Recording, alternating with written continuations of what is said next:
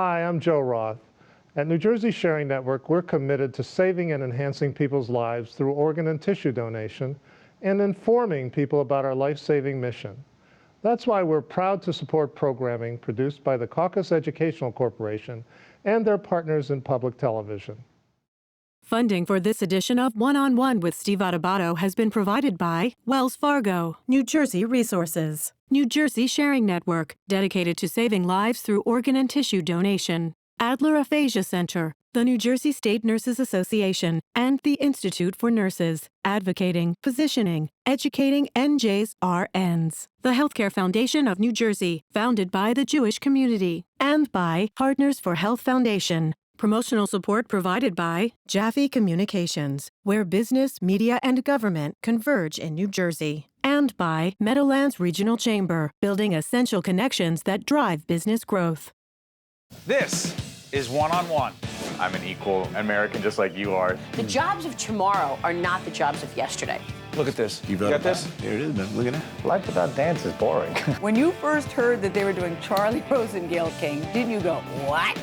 Do you enjoy talking politics? No. People call me because they feel nobody's paying attention. Our culture, I don't think, has ever been tested the way it's being tested right now. Such a good question. High five. Hi, I'm Steve Adubato. Welcome to the 163rd New Jersey Education Association Convention.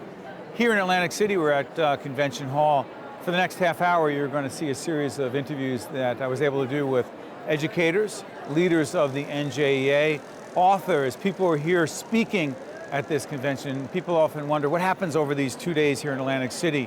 I'll tell you, networking, professional development, a whole range of exciting and interesting things where educators come down here and are challenged by each other and people who come from out of state to bring in new ideas, innovative ways to teach, to engage students, to engage each other. For the next half hour, the NJEA Convention from here in Atlantic City has been going on for 163 years. Check it out. It is our honor and pleasure to introduce the 2016-2017 New Jersey State Teacher of the Year at the NJEA Convention here in Atlantic City. She is Argine Safari. First, congratulations. Thank you so much. Thank you. What was it like when you were told that you were, in fact, the Teacher of the Year?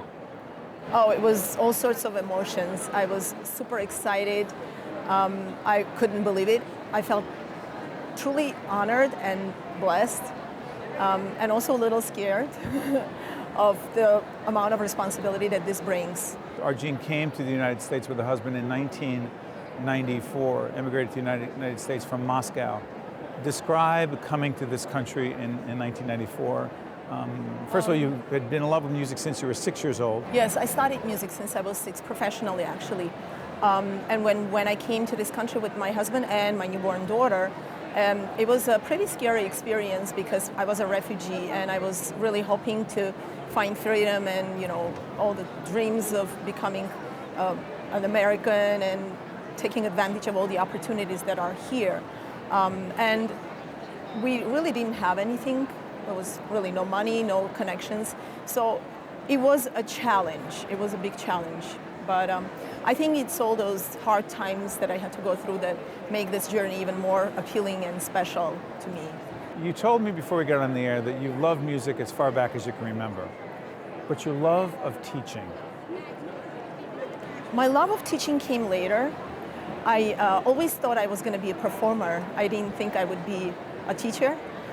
So when I came to this country, I was trying to find myself, looking to do different things. I went to school to study language, ended up getting another degree in finance and business. And while I was at school, I had different gigs and jobs as a musician.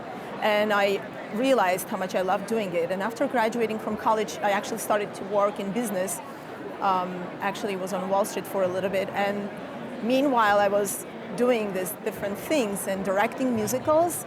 And when I finally did a direct musical with a high school level, I fell in love with the experience of just working with these kids and making them feel special about themselves. And that gradually transformed me into wanting to do music, teaching. But I think the final moment was when I met this young girl in 8th grade. and she lost her father to 9/11, but she wanted to be a professional musician. And I decided to help her to get into this top performing school in New York City. And I was working with her to prepare her for this experience. It's a non-tuition free school if you get in. And she got into the school, and I can't tell you how I felt when she got into the school. It was nothing compared to any of the performing experiences I had. So I think that's when I knew. And I decided to just become a teacher after that, and I never looked back. It's got to be very rewarding for you. Absolutely. There is no way I can describe the feeling when you get those kids to, well, when they come to you and they say that, you know, you changed my life, you transformed me, I want to do what you do. I never thought I would be looking at the music or listening to the music the same way. That's it. That's why we are in this profession. That's why we do what we do. And the passion that I transform to my students, I transfer my love for music. I cannot imagine doing anything more rewarding. It is my honor, my pleasure to introduce Marie Blistain, who is the Vice President of the NJEA. How you doing? I'm doing great, Steve. We are at the NJEA Convention. There is a buzz here. Yes. What's all the excitement about here? Tell folks who comes down here for these 2 days and why it's so special. Our members and our great public schools come here, Steve, from aides to bus drivers to cafeteria workers to librarians, child study team, to secretaries, to nurses, to teachers, to custodians. We're all here to better ourselves and better ourselves in our profession, and also to network with each other, and that is absolutely the buzz. You know, for those of us who are part of the world of public broadcasting, we know some of your work, not all your teaching work. For how many years, by the way? Oh, over 30 years in a classroom, Steve. K to 12 over those 30 years, both regular education and special education, but most of my time was spent with my passion working with students in special education. Well, we know you as the host of Classroom Close-Up, a great program on NJTV, one of our longtime partners in public broadcasting. Tell us about hosting that program. Why do you love it? Oh, you know what? It's truly an honor and a pleasure. I go into schools regularly to visit with our members, visit with our great public school students, and I see the fantastic things that they do. Our members go into this profession to make a difference with kids. They don't go into the profession to give themselves a pat on the back. And so they don't and are not used to saying the good things that they do. I go into those schools, I find things all over the place. I recommend them to our producer. Wanda, who's the best. Wanda is the best. And by the way, we should make it clear that Classroom Close-Up in many ways profiles extraordinary things being done by educators. Yes, and that extraordinary things, exemplary instructional lessons that can be replicated. And we have, I'm very proud to say, won, our members, 15 Emmy Awards over our 20 years. It is. Let me ask you, if you were to say why you went into teaching 30-some years ago. Yep. Why and what drove you to, what was the hook for you? When I was in high school, there was a student who came in from another country, could not speak English, and was completely lost. And this is before we had our fabulous ESL programs. English as a second language. English as a second language. And I saw him struggling, and I tried to communicate as best I could because I did not speak his language. And I was able to communicate. I helped him with school. He eventually learned English and he was well off on his way. But I got such a sense of giving back with that one experience that I thought the teaching might be something that I would go into. I went into college. I immediately got hired to work in a grant program to help subsidize my tuition, and I was sent to a place that worked with students with special needs. It was a summer camp, and it was from that point on that I knew that I wanted to dedicate my life to those students and those families. And I feel that I have helped them make a difference, and I feel in return that they have made a difference in my life. Gabriel Tanglao is a social studies teacher and social activist. Where? At Bergenfield High School. So I was just talking before we got on the air. You did not intend to go into teaching right away, right? That wasn't the original goal, no. What was the original goal? I actually started as a business major and then switched to a political science major. Over at Pace? At Pace University. That was kind of the start of my social activism, which kind of led me down the road towards education. Social activism in 2017, define it. Activism is just really about being aware and involved. So If we're talking about social activism, it's about raising your own social consciousness, being active in your community to advocate for issues that are actually important, not only to you, but also to your community. Gabe, it's about helping students understand that they have a responsibility in their community to try to make things better and describing what their role is? Absolutely. And part of it is, as an educator, we're role models for our students, right? So in an economics class or a global studies class, if we're talking about being involved and being active, we would have to model that, right? So what have you done? I want to be clear. You actually get involved. Right. In? So outside of my union work and outside of the local, I'm involved at the Urban League for Bergen County Young Professionals. I'm the director of civic engagement. I'm also a member of the League of Women Voters locally in my town where I live, in Fairlawn. And it's really about mobilizing and getting people involved and active civically. So not only working with the students, but also within the community. So it's interesting. Say someone were to say, politics isn't cool, you say? Politics is cool. Politics is about power, right? And what we see, especially in this election, is there's... You mean the one that just passed? The one that just passed. Okay. Yeah, it's, and you know, more than ever, it's so apparent that there's a shift in different social, economic, cultural structures in our society, in American society. And to be involved and active and aware of those things is important to not only connect with the students, but again, with others. So let me play this out for a second. Whether whoever you support in the presidential election is not the issue, but being engaged and involved is the issue. So if someone says, my candidate didn't win the presidency, I'm angry, I'm peeved, I'm out. You say? It's not about the win or the loss. It's about being active. It's about continuing to build the power for the issues that matter to you. If it's public education to me, just because I didn't get, or we didn't get as a union or a local our way, that doesn't mean that we check out, because when you check out, you're then giving up whatever it is on the issue, or what you're giving up on your passion. Say social justice is the issue. Social justice, absolutely. I mean, if you look at our history, it's just been a long struggle from the beginning of our country through every decade, through every generation. So every setback, if those who pushed forward gave up, where would we be? It is my pleasure to introduce the president of the New Jersey Education Association, Wendell Steinhauer. We are, in fact, Wendell, at the NJEA Convention here in beautiful Atlantic City Convention Center. Beautiful day, beautiful convention. Now we are shooting at the end of 2016, talking about 2017. The world has changed in Washington. We'll see what happens in the State House in New Jersey. Let me ask you this, before we talk about New Jersey, we have a new president. President-elect Trump, as we do this program, he will be taking office in Washington, talks about education policy. Put in perspective the role of the federal government, the role of the Department of Education in New Jersey education. Well, as you know, we've looked at the Federal Department of Education as the big intrusion into a lot of states. In New Jersey, for instance, we only get about 3% funding, not very much.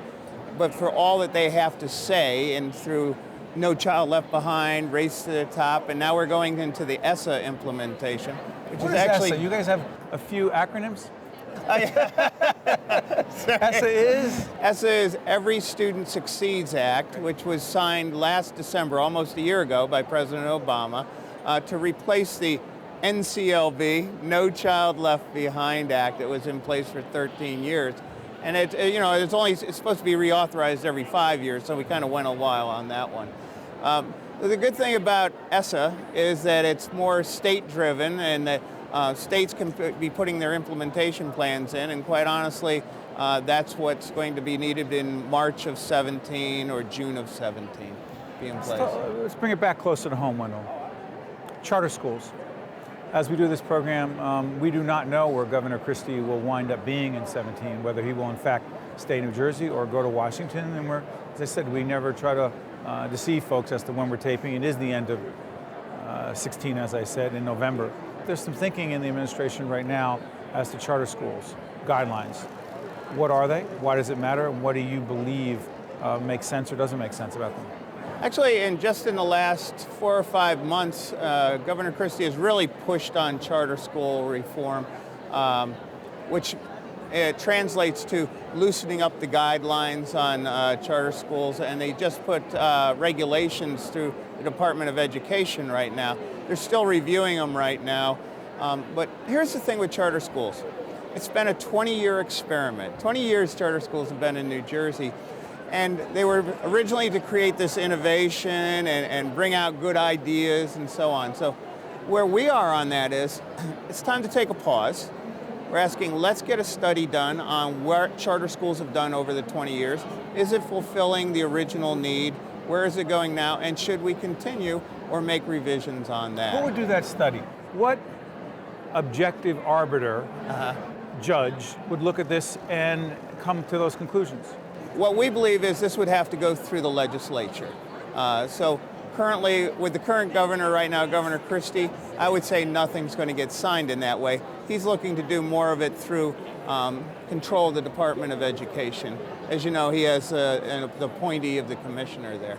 So we're looking to possibly have a change in administration and move towards that. So it would be worked out in legislature. We will be proposing language for that, and actually have tried to get it through, but it hasn't come out of committee in the Senate. To watch more One-on-One with Steve Adubato, find us online and follow us on social media. We're at the New Jersey Education Association Convention. There's so much activity. There's so many fascinating people to talk to, and one of the speakers who's back by popular demand. Third time you come here? Yep, on my third. Is Michelle Thompson, learning leader at MTK Consultants, and you are here talking today about? Well, today my session is engaging instructional strategies, and tomorrow I will be doing help my kids can't sit still. What's up with that? That's about, again, engaging students in the learning. Research shows that particularly middle school kids, they need to move. So the focus is to help teachers, one, to get to know your students. I call it the 5 R's of classroom management: relationships, ritual routines, remediation, relevancy, which is the most important component of teaching, along with relationships, and always being a reflective learner. I am a firm believer in being a learner. You teach teachers. I do. What do you love about that? Oh my God. I love learning. And what that does, it allows me to keep one foot in the classroom while still engaging adult learners. I've been doing professional learning for at least 20 plus years. And my question was, how can I create the biggest impact on student learning? And I found that when I was in the classroom, okay, I had 30 kids per year.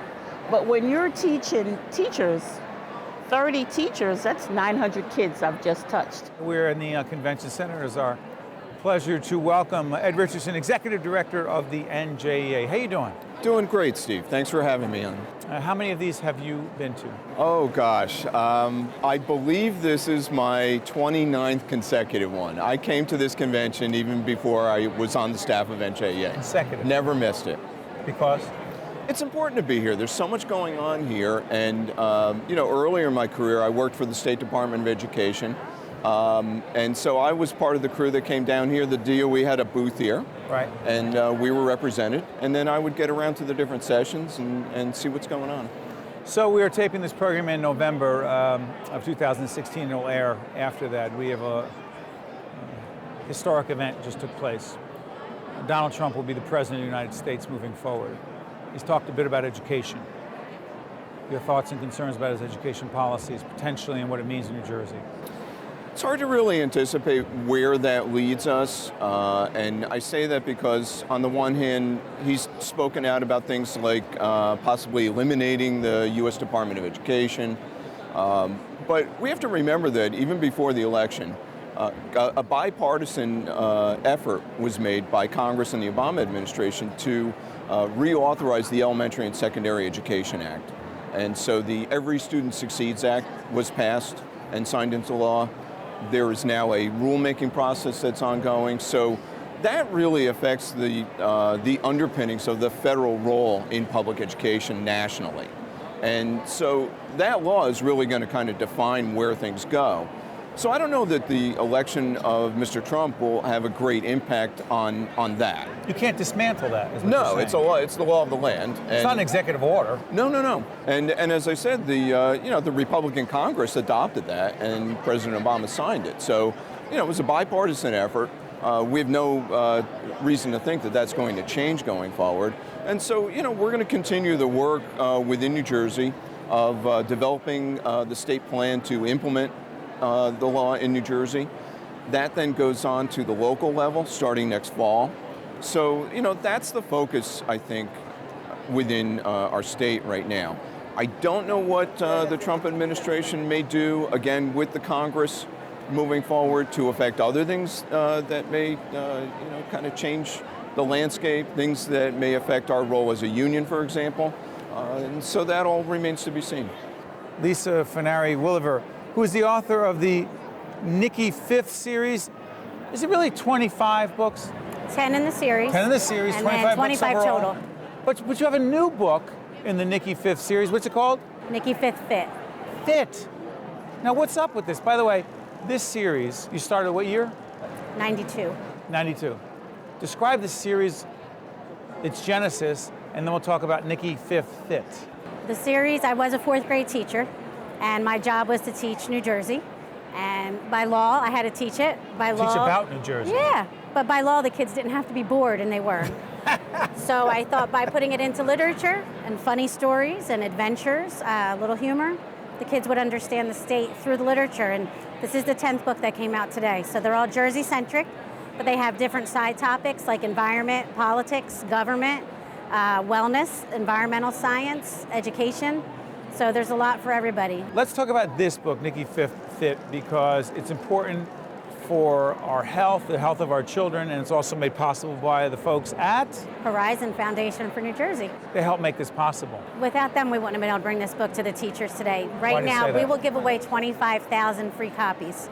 We have a line out the door right now, and our team is creating bags and giving every teacher 25 free copies of this book to bring back to their classrooms and share with their students. What is in there that makes it so valuable? It's about wellness. It's not just about diet. It's not just about exercise. It's about picking things that are healthy. It's about healthier choices. It's about being active. It's about sleep. It's about stress. It's about making good choices. So it's a very comprehensive book. And in the story, Nikki's father has diabetes. So he just finds out, and the characters do a lot of research to find out what do you do to not get diabetes, or if you have it, to treat it. And it's also very relevant because they're real life examples, like the Healthy You initiative is in there. That Austin the Unstoppable. Yeah, Austin the Unstoppable. We actually did a special, right, Lauren? The Austin the Unstoppable character, which is fabulous, right? It's in the book. It's in the book. Now, did you bring something for me? I did. I brought you a signed book. You got a signed book? Yeah. This is awesome. You need the signed book. This is to me. It is. And by the way, I'm going to reread this. I'm not going to read it. It was for another Steve, but I figured I'd bring it for you. Stop it! You heard it. Is that true? No. Okay, that's true. By the way, thank you. I'm going to make sure that I'm not going to read this to our kids. I'm going to make sure they read it out loud to us. And you have something else. I do. Well, this is the Horizon Foundation for New Jersey, who sponsored this project. By the way, big supporters of public broadcasting. Just want to make it clear. And wellness for kids in New Jersey. And this is a cover of the book. And this is a signed shirt for you, Steve. This is fabulous. What a wonderful gift. That's very kind of you. Thank you. My honor and pleasure to introduce Mr. Mark Weber, music educator in Warren Township, and he's a blogger known as the Jersey Jazz Man. How you doing? I'm doing great, thank you. Where'd you get that moniker? I'm a jazz musician. That's my training. I played for years and then started taking on students and decided I love teaching kids, and I've got the best job in the world. I teach something I love, and I teach to kids. It's the perfect job. So here's the thing, and by the way, people can check out your website. We'll put it up there because you talk about a lot of interesting issues. You believe that educators need to be more engaged in conversation, public conversation about important issues like charter schools, school funding, pensions, teacher evaluations, because? Because we're the experts. I mean, who else should be leading this conversation except us? You wouldn't set medical policy without talking to doctors. You wouldn't set legal policy without talking to lawyers. You wouldn't set standards for building bridges without talking to engineers and architects. But over and over again, Steve, we've been left out of the conversation. When Governor Christie put together his Educator Effectiveness Task Force, there wasn't one NJEA member on that task force. There was only one working teacher who was on that task force. That makes no sense to me. How could we possibly come up with good education policy unless we teachers are involved? So let me ask you, as devil's advocate, do you mean teachers getting political, if you will, in the classroom or just in public forums? Well, some people would say that teaching is in and of itself a political act. I work very hard, and I think the vast majority of my colleagues work very hard to make students feel like all points of view are acceptable, although it's our primary job to teach critical thinking.